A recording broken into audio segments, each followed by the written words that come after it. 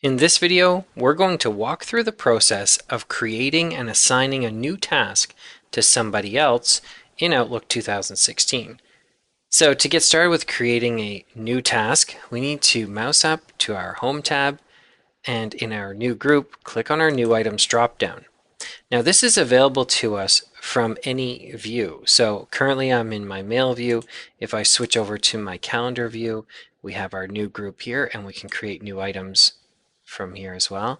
And same for our People view and for our Task view. So it doesn't matter which view you do this from, you can create new items and create a new task directly from this drop-down.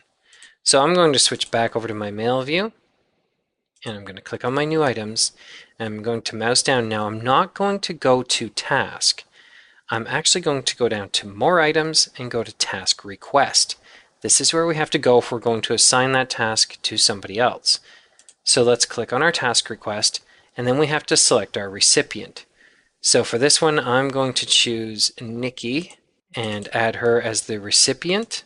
Then I need to put in the subject of this task. So I'm going to call this one Workouting. And we can choose our start date that we want her to start working on the task, which will be next Wednesday, and we'll give her 1 week to get the task finished. Now we can see the status is by default set to not started, but if we click on our drop down, we can choose in progress, completed, waiting on someone else, or deferred. So let's leave that as not started. And we also have the option to change the priority setting.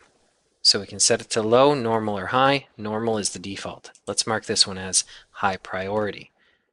Next to that, we have our percentage of completion. So if we had already started this task, then we may want to mark this as 25% completed. And notice here, if I change this, the status will change. So if I click 25%, it now says in progress. If I change it to 50 or 75, it'll stay as in progress. And if I change it to 100%, it marks itself as completed. So let's leave this at 0% not started.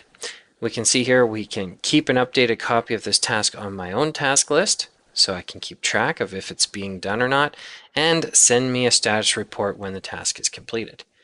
Now we need to actually type in the body of our message, the task that we want this individual to complete. And once that's done, the last thing to do is to click on the send button and send that task to the individual. So that's how you can create and assign a new task in Outlook 2016.